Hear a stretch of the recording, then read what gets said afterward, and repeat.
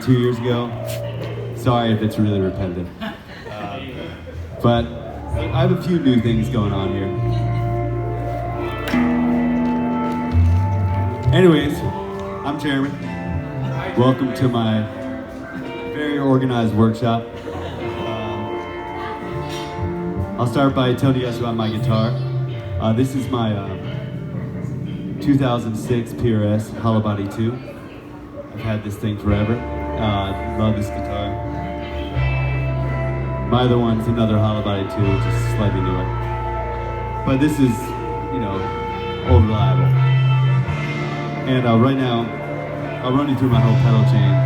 I'm running this guitar into my first pedal in my chain is a Digitech Whammy 5, which you may recognize from sounds like this.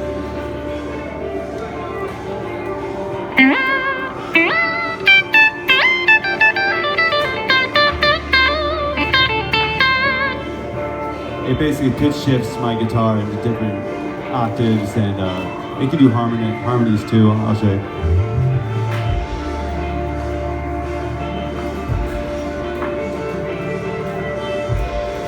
It also has like a cool chorus function. I used it a bunch last night. It sounds like this.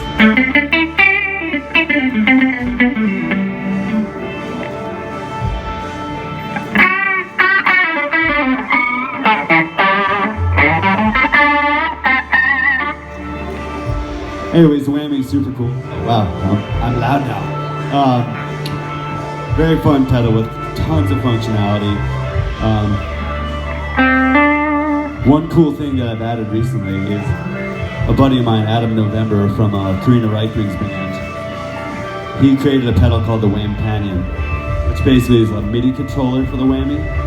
So now I could assign specific presets to switch to. It just makes it easier for me to use more functions of the Whammy. So I can just cycle through presets, but another cool thing is that it also has a built-in arpeggiator, which I've been using a lot, to give me cool, synthy, arpeggiated sounds during a jam, which sounds like this.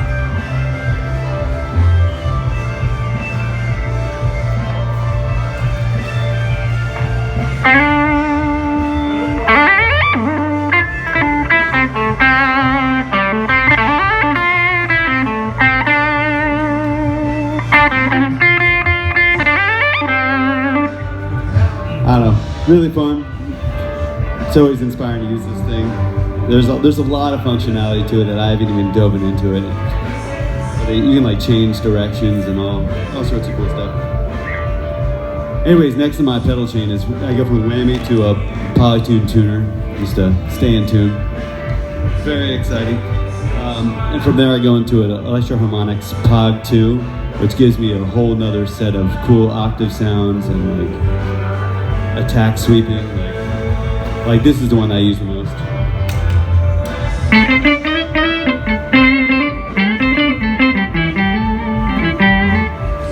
But it also does cool attack stuff, like the violin sound.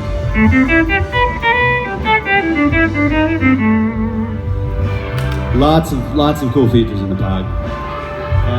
And I go from the Pog into a Source Audio C4 synth, which I'm currently using as an envelope filter. I was using a Microtron 3 before, but unfortunately it broke. And that sounds like this.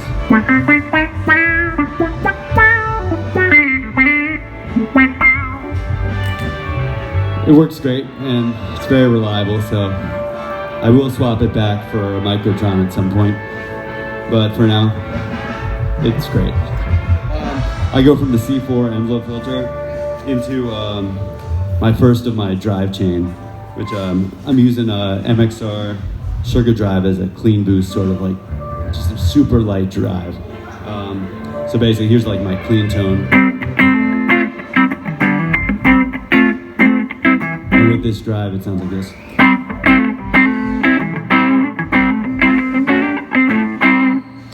Super subtle, but I don't know, I like lots of different gain stages. My next gain stage is the Ibanez Tube Screamer, which I use for my drive level 1, which is still pretty mellow.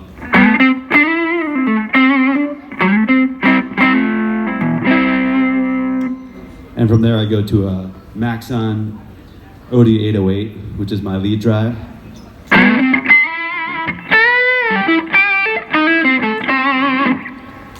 So yeah, the 3 stages are like clean, 2,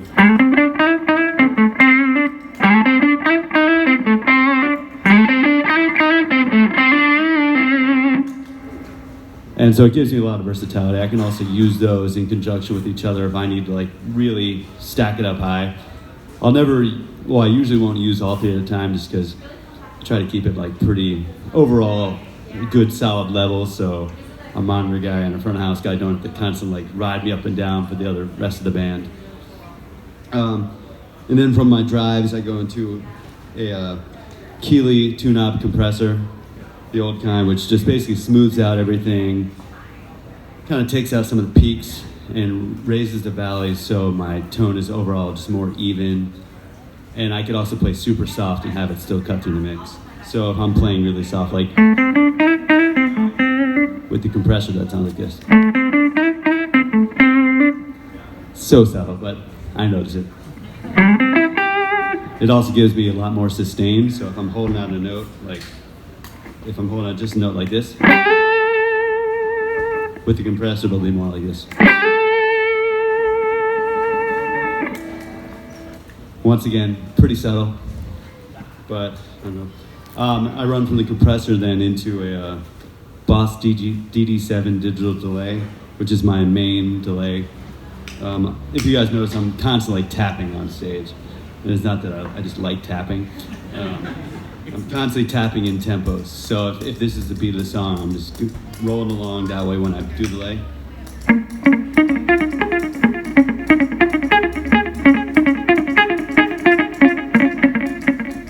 And yeah, that was a pretty bad example. It's kind of off time.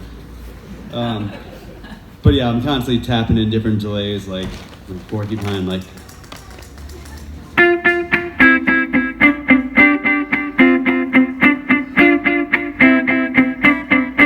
I use a ton of delay, obviously.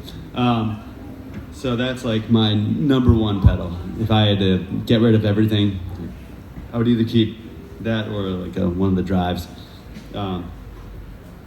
And oftentimes I use it for a number of different settings. On my main rig, I have a second, on stage I'll set up a second one of these as a backup, just in case it breaks, which has happened a lot. And I usually have my other one set up with a different tap subdivision. So right now this is set for quarter notes, so whatever I tap in is what kind of comes out. So if I wanted to go, so it gives me exactly what I put in. So if I want quicker taps. But my other one I'll have set to subdivide into dotted eighths, which will sound like this. So I'm going to tap in straight quarter notes.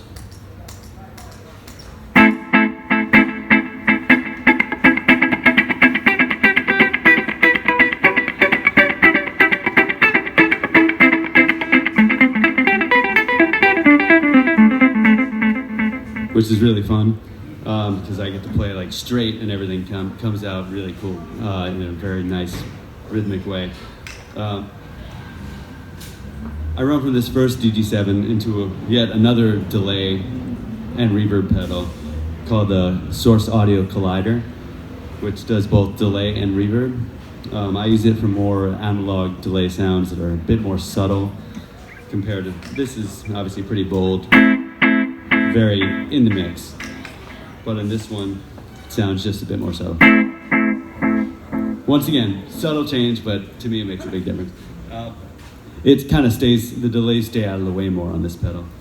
So if I don't want my delays to pop through and I'm not doing like a rhythmic tapped in thing, I'll use an analog setting. Like if you're using a full digital delay for like a lead, it could sometimes get a bit jumbled up. So if I'm doing something fast, like, without a band, it still sounds pretty jumbled up, but it'll sound a lot busier with the other delay. Just because the delays are much more prominent and much less overall decayed. I also have like slapbacks on here, like.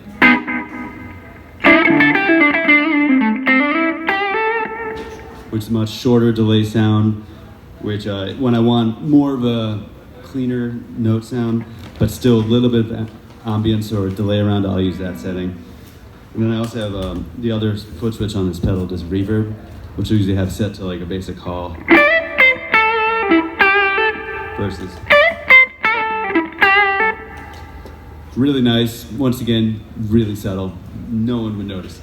But there's also more extreme reverbs like. So this one has a lot more space around it. And then there's weird reverbs.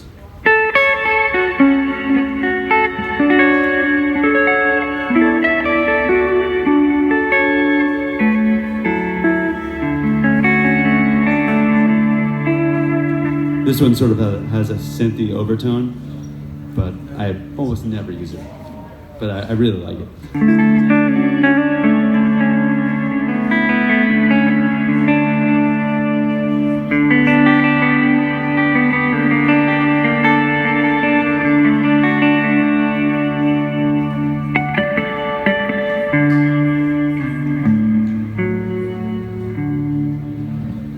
Anyways, that's my basic rig. On stage, I'm using a 1968 Fender Basement head into a Gilsonite 2x12 cab. It's a really weird off-brand cab that was built in the 60s in New Jersey. I'm still looking for another one. So if anyone ever sees a cabinet that looks just like mine, please let me know. I will buy it. And it will probably be cheap, because no one knows what the fuck they are. Anyways, this rig is my like little, I don't know, on-the-go rig. This is a third power woolly coat Spanky amp. I love it because it's only 30 pounds. It's the size of a Princeton, so it's obviously really compact. I could carry it without straining. And, it still gets loud enough for a stage. I mean, this is my average stage volume, so it's not very loud. But like for most band settings, if there's a monitor, or at least can like prop it up on a chair, it's more than enough. I used it last night with Fletcher's, and any other sittings I do this weekend, I'll probably use this. Anyways, now question time. How'd you get like the bird sounds going last night? Bird sounds. Is that you or was that Greg? That was Greg. Oh, that was Greg? Okay. So you have to ask Greg that one. Gotcha, I will. Yeah. I know a lot of people run the compressor in the front, so I was wondering why you run it further down. I was also wondering if you keep it on all the time or if you toggle it on and off. So that's a great question because I actually totally fucked this up. So I run the compressor actually before all my drives. Yeah. After it gets really, I don't know, you'll run into a lot more feedback and like, I don't know, I think Trey uses it after from Fish.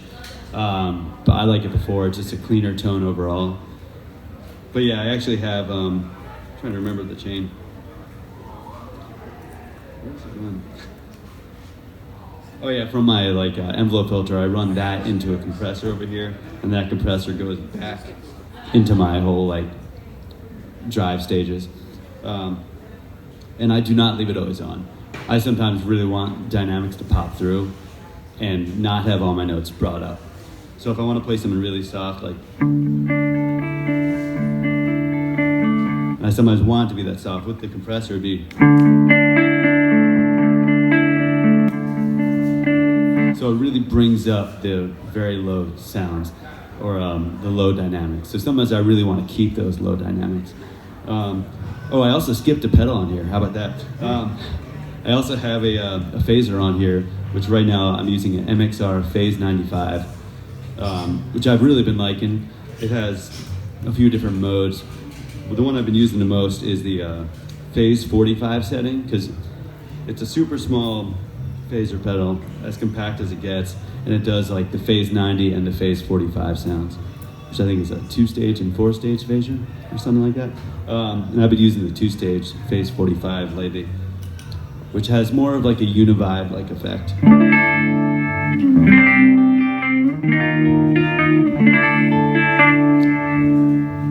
And I don't know, I've really, really grown to like that, especially with some drive.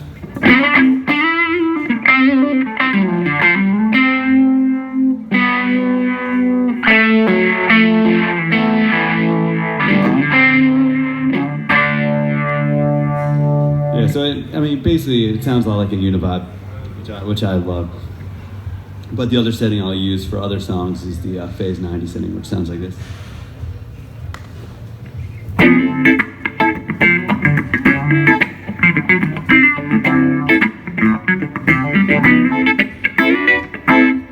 So it's just a slightly different phase sound.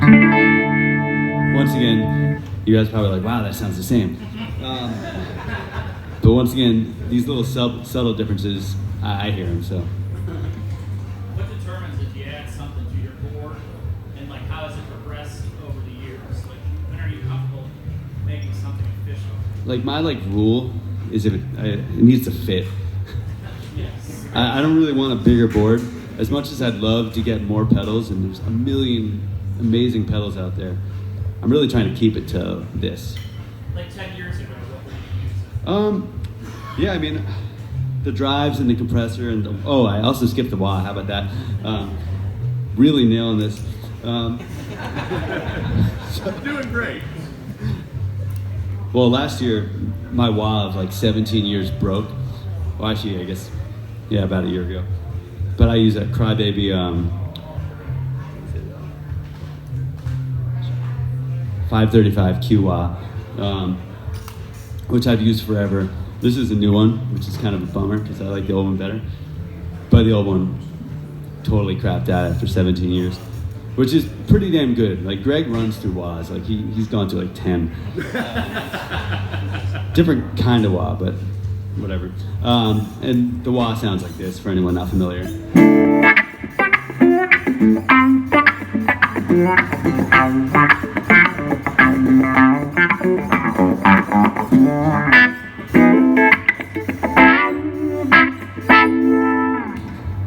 Wah is really fun, super funky effect. I try not to overuse it, but definitely love it. Me and Greg tried to be aware of when each other are on the wah, just so we're not having too much of that going on at one time, or at least make sure we're using it in a different way, because you could do a slow sweep, which kind of sounds more like a phaser, versus funky wah.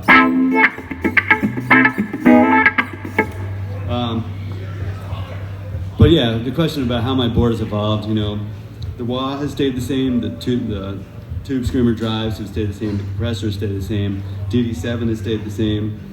The envelope filter has probably changed the most. I used Electro Harmonix Micro Qtron for a long time, and eventually swapped that for the Microtron. Well, eventually I swapped that for a full-size Qtron, which is really large. And I was kind of just fed up with how much space was taken up, so I got the Microtron 3 when that came out. And then when that broke, I swapped in the C4. But I do have the Microtron 4 at home that I'm gonna put on here eventually. I just haven't had time. And then phasers, I've changed phasers a few times. I used to use the Boss PH3, and eventually I swapped for the MXR Eddie Van Halen Phase 90, which I used forever. That was on my rig. And I actually like that better than this one, to be honest. But this one's slightly smaller, and I like the Phase 45 thing. And I think I started putting it on when we did Daft Side of the Moon, because David Gilmour really likes univibe effects, and I was like, all right, I gotta have that tone for some Floyd solos. And that's kind of stayed. Really enjoyed that.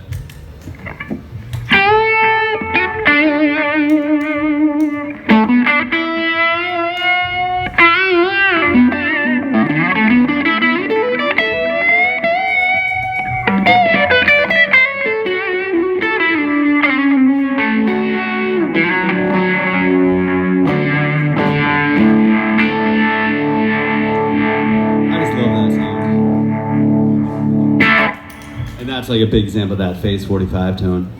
I'm sure it's changed in other ways. I've gotten a new whammy, because I used to have the whammy 4, and that's kind of a little glitchier sounding, which is cool, but the whammy 5 is way more functional, uses regular power, and just less of a headache overall. Experimenting with anything right now? I'm trying to think. I definitely have some weird pedals at home. but not really. I have a tremolo pedal that I'll sometimes bring out, but very rarely. So when you say, Oh, sorry, yeah. when you say weird, what do you mean? Like it makes like it barks like a dog, or what do you mean? Well, I have that one. So truly, you can get like any sound you want. Yeah, you can make meow sounds out of your guitar if you want. I think Mike Gordon is now using a meow pedal because, obviously. Yeah. Did you say you keep a clean juice on? No, actually, I usually keep no pedals on. I have nothing that's always on. A lot of people do use a compressor on at all times. To me, because I'm using a Keeley compressor, which is just, and I'm using an old Keeley compressor, which is more squash sounding, I try to keep it as more of an effect than an always on thing. I do have one of the new Keeleys, I think the Compressor Pro or Compressor Plus, which is amazing. And if anyone was going to buy a compressor, I would suggest one of the new ones. It's way better, it's cleaner. But I don't know, I'm really attached to how this changes my tone. You know, once again, super subtle, but I noticed the difference. Yeah, and I'm trying to think of what other weird pedals I have at home. I don't know. What settings are the compressor on? Oh, so my compressor, I usually have the level maxed out. Just basically, I want it to be. I don't want to have a drop in volume. I want, like, so if I'm strumming really loud, I want to make sure my compressor can deliver the same level.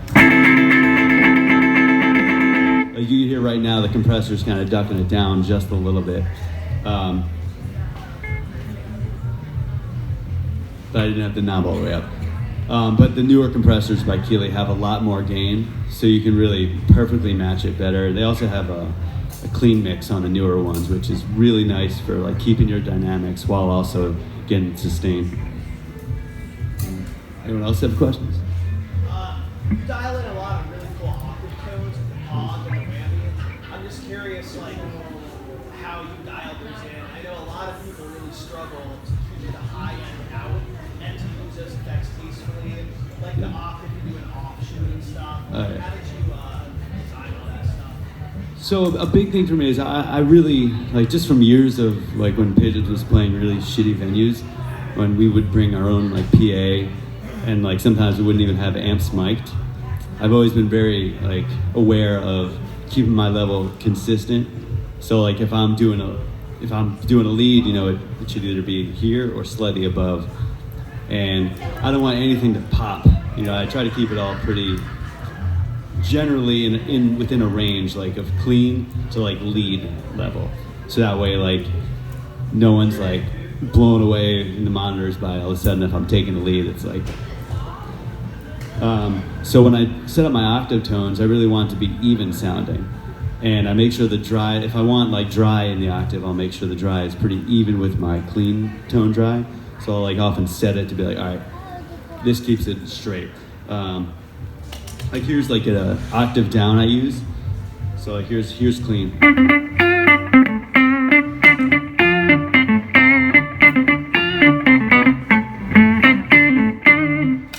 So it's not much of a boost. It sounds like a little boost because you're obviously adding a lot of low end in there with a low octave. There might even be a touch of octave up too. But I mean, I could dial this into whatever, so.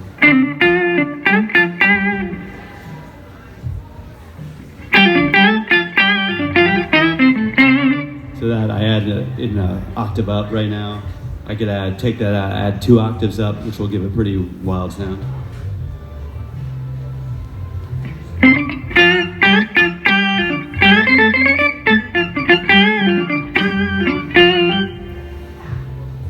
I can bring that octave up.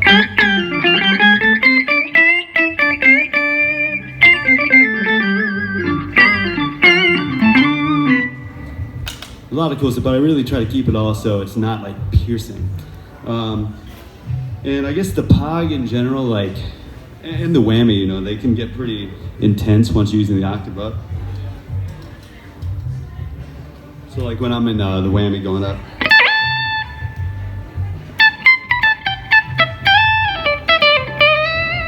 And when I have a lot of effects on with that, it can get pretty loud.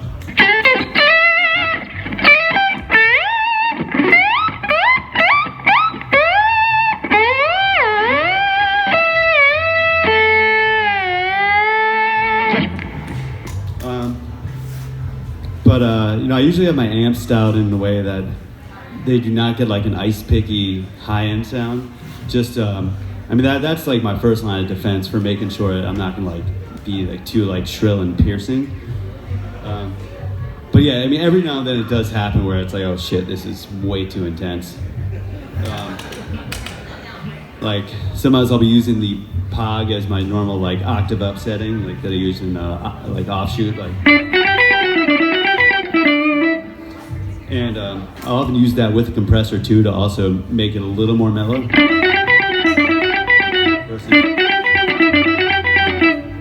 Very subtle, but once again, it just softens it the tiniest bit. But if I go use my whammy on top of that,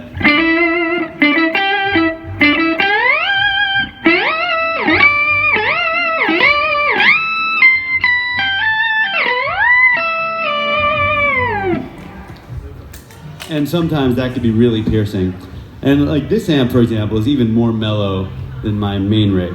So like it's pretty, well, hopefully sounding pretty like chill as far as the top end. But yeah, I mean, a big part of that's like making sure your amp is dialed right. I really like vintage sounding Fenders, so like they usually have a pretty smooth top end. And I definitely, like I swapped the speaker out on this one to make it more mellow, because originally it had a lot more mid-range and more treble. Where are your amp settings? So very basic. My basement, which is the main head I'll use on stage with Pigeons, I always have the volume at like 2.5. Never goes above 3. Keep it low. I don't want the amp to drive. I want a clean tone that's like warm sounding. And then I think bass is on like 5, treble on 3, but I have the bright switch on. And without the bright switch, I obviously need more treble. But if I'm using a bright switch, which is a common feature on a Fender amp, I'll make sure the treble is down so it's not piercing in any ways. And I don't know, you can look at this one. I don't even know if this one's set right. But yeah, my amp's very, very simple. The one I use on stage, like literally volume, treble, bass, and a bright switch.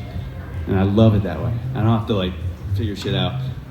And if anyone fucks with it, I know exactly where it goes. Everyone else have questions? Do you mostly use your neck pickup, or? Oh yeah, great question. Yes, I'm definitely a neck pickup guy. One reason I brought this guitar over is I actually recently put new pickups in it. So this used to have archtop pickups, which is what they were putting in hollow bodies for like originally before they started putting in different ones. And I really like my other guitar, the other hollow body too, has 5815 LTs. And I don't know, I've really grown to like those even more than the archtop pickups, especially with the treble. Like here's my neck pickup versus bridge, which actually needs to go up in volume a little bit. So I will adjust that later. Cool thing I did with these pickups though, because this guitar originally had a piezo system in it, which my other one still does. So you can see this has 2 jacks. One is for my regular like pickups, which also does a piezo. The other one's just for the piezo. So if I use that feature, you could run 2 cables out of the hollow body 2 and run one into an acoustic amp or PA for your acoustic tones and one into your electric amp for the electric tones, and which is very cool. It's just not something I used for Pigeons. I would really only use the piezo pickups for weddings, which I don't do a lot of. So, I mean, sure you could ask, but I probably won't be able to do it. But I did I played a lot of weddings. Somehow I always get roped in. But I do enjoy that if I have time. But yeah, I never use that feature, and this little switch right here is normally a piezo switch that has like either on, mix, or off. Oh no, sorry, it switches between when you're in the normal pickups and the piezo, and it could also do a blend of both. And often my battery was dead. It's the battery here that powers the piezo. And so I'd be playing a show and accidentally hit that switch, or like start the show with the switch on, and I'm like, oh, why does everything suck? And it just became a nuisance. and something that could cause problems. So I had PRS remove the piezo system, and so this does nothing, because this is a volume or blend knob, usually. And then this switch was a dummy switch. But when I had these new pickups put in, like 2 weeks ago, I had them install a coil tapping system on these pickups, which basically splits the humbucker pickup into single coils. So, for example, like here's my neck in normal humbucker position, setting. And if I coil tap it, I'll lose a little volume, but it'll sound like this.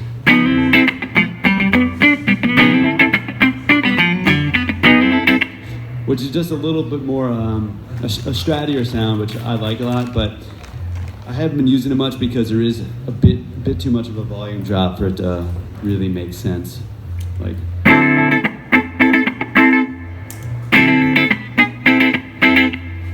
But I really like that feature, and oftentimes I'm doing sit-ins where my level like doesn't really matter as much. I'll use that just to change it up, and it just creates a different sound. Like.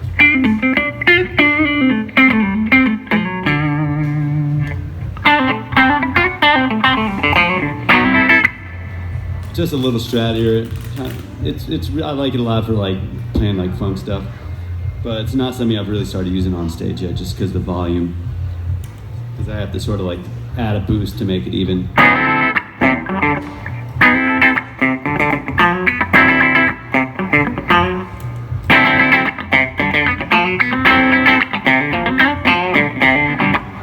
But it is cool. At some point I'll figure out exactly how to get that dialed in a little bit better. And I actually use the mix position, which uses both humbuckers a lot, which sounds like, so here's my regular settings. Sorry, wrong setting. Versus both.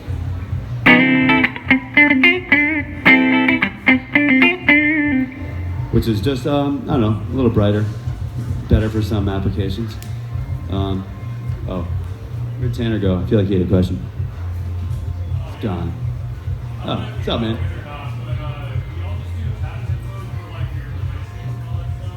For my what? Yeah. So actually, that's a great question. So that's another thing I didn't talk about on here. So on my board, I also have a tap tempo, which I was talking about how I constantly tap. This tap tempo is a 3-way tap tempo. So it has 3 outputs. 2 are in the normally closed setting.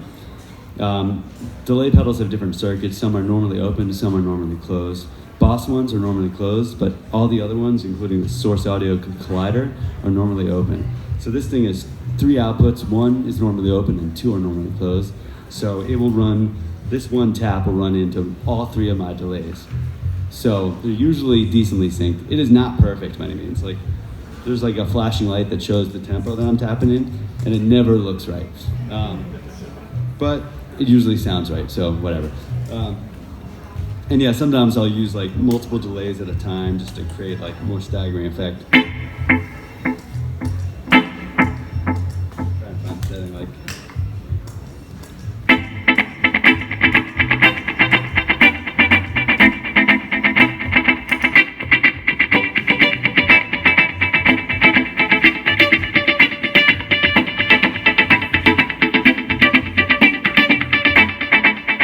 And that's like 2 delays running at once, which I'll use a lot in like dub jams and reggae, and whenever I'm feeling like adding like an extra layer of weirdness to whatever's happening. But great question. You had a carbon copy at one point, right? Oh yeah, so I did. So I guess one thing that's changed a lot also is this analog delay. At one point, and reverb. At one point I was using the Source Audio Adventurous reverb pedal, which is amazing dual reverb. And I was using a MXR 8010 analog delay, which is my favorite analog delay pedal I've ever used. Unfortunately, I broke, like 3 of them stopped working on me, and I was like, fuck that. I need something more reliable. But literally the best sounding delay I've used, and I wish I could revive them because I have like a drawer full of broken ones. And I replaced that originally with a MXR carbon copy, which is a great delay pedal, but the tone was a little bit different. I like a darker analog delay, and for some reason the carbon copy didn't speak to me quite as much, but you know, different strokes for different folks. You know, some people will swear by that. And just because I like one pedal doesn't mean it's better than any other one. This is all very subjective stuff, and like for anyone looking to get gear, I recommend like trying different drives and like seeing what works with your hands and works with your amp and your guitar. You know, just like I love tube screamers as like my drive, but for instance, like Greg, for some reason he didn't really vibe as much with the tube screamers and went a different direction. So you really got to see what works with yourself and your own rigs. But yeah, I had the carbon copy, and then I got the collider from Source Audio, and I was like, you know, this can replace my reverb and my analog delay, so it's kind of 2 for 1. It is not quite as nice sounding as the MXR 8010, but once again, no one would notice except for me. And honestly, I wouldn't notice half the time either. But yeah, I wish I gave a closer sound to that, just because that delay that was just really smooth sounding, and just it stayed out of the way perfectly. So you started to answer this question as we discussed. I want to ask what the main differences are between yours and your staff. Like the main differences. Between our what? Oh, well, he's got totally different pedals. Like, the only similarity between me and Greg's board is we both use Dunlop wahs. I use the 535Q, and he uses the GCB 95. Hey, how was the wedding? It was great. Congrats. Thank you. Yeah. Hell yeah. Yeah, maybe I'll convince Greg to do one of these next Domefest. We'll do it like side by side, like. But yeah, he's got, actually, and we both have the TC Electronic Polytune minis as tuners, which no one would know the difference. Yeah. Anyone else have any questions?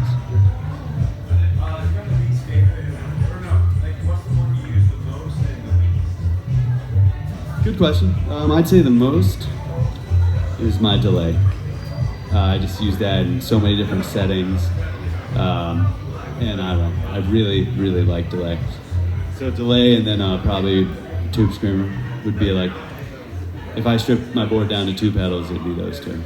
Like, so my mini board that I use for sit-ins is just a delay, a tube screamer, a mini tube screamer, and I have MXR King of Tone, or not King of Tone, Prince of Tone, and I'm trying to think what else. I don't remember. I have one other little pedal. Oh, least used, I would say probably the envelope filter. It used to be the phaser was the least used, but I've really been enjoying this phase 95 for the phase 45 settings in leads. Just got the Univibe tone is just really nice and like chewy sounding, and really grown fond of that. But the envelope filter I probably use the least. One cool thing I should mention about this envelope filter is it's really a synth pedal, this one. It's a Source Audio C4, which is a C4 synth. They also make a pedal called the Spectrum, which is specifically an envelope filter. But the Source Audio pedals, you can use your phone or your computer to dial in like any setting and really get really specific with like all the different variables you're looking for, which is awesome. And also like a complete rabbit hole, and like you could like waste a lot of time on that. Or not waste, but you can really dive deep. And so this one I have just dialed with the Spectrum settings, so basic like envelope filters. But I do have lots of 6 presets on here that I almost never use. So the one I use at all really is like the basic envelope filter. But I have other like weirder filters like this.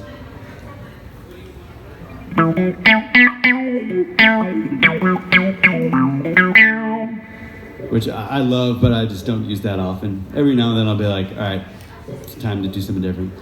The reason I don't use other settings is I don't like having to bend over and touch anything. I like everything to be controlled by my feet, just so I don't get taken out of the flow, you know, and out of the moment to like tweak something. That's why I have like switchers for the whammy and everything. But like, yeah, this thing does a lot. It could do so many cool effects. I'll see if I have any.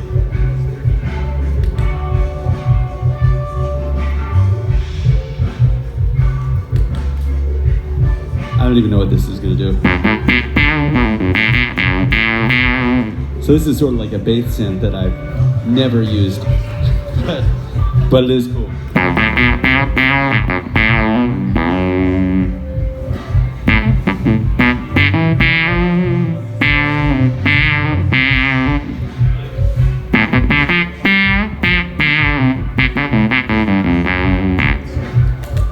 It would be fun, but Gotta use it tonight, you know? I think Greg uses a similar tone, so I like, probably won't fuck with it, but it is fun.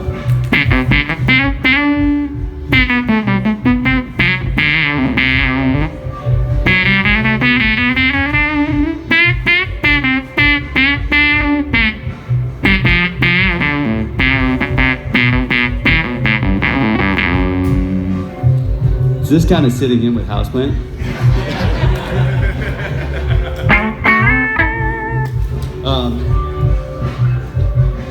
Let's see what else this has.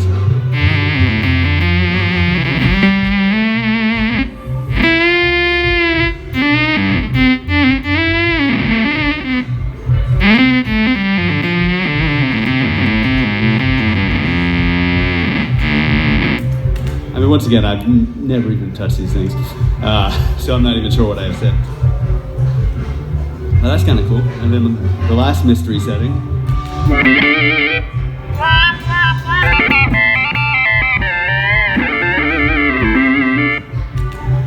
Which is in a different key apparently. I don't know, this pedal can do a lot of stuff, and I don't touch the functionality of it because I just need an envelope filter.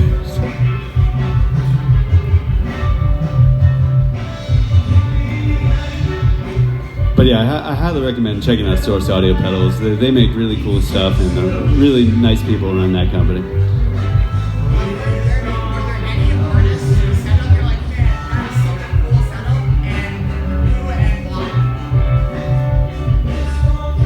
He asked if there were any other artists who have like a cool setup, who and why.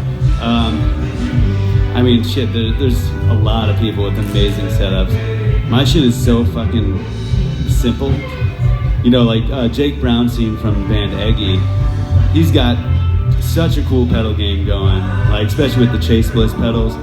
And I've really been meaning to dive into some of those pedals, like the Mood, Looper.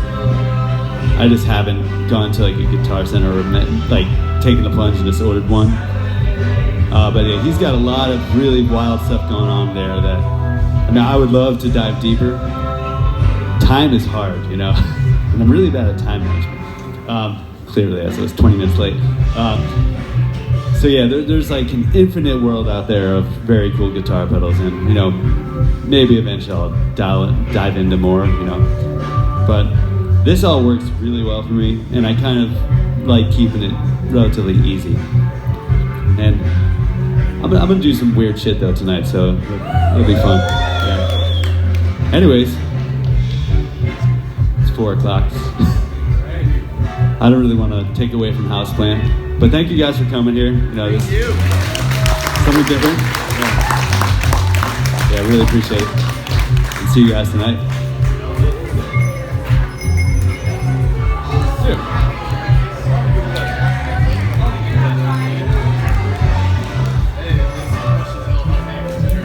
The customs that'll make it so I feel like I have something to do with it.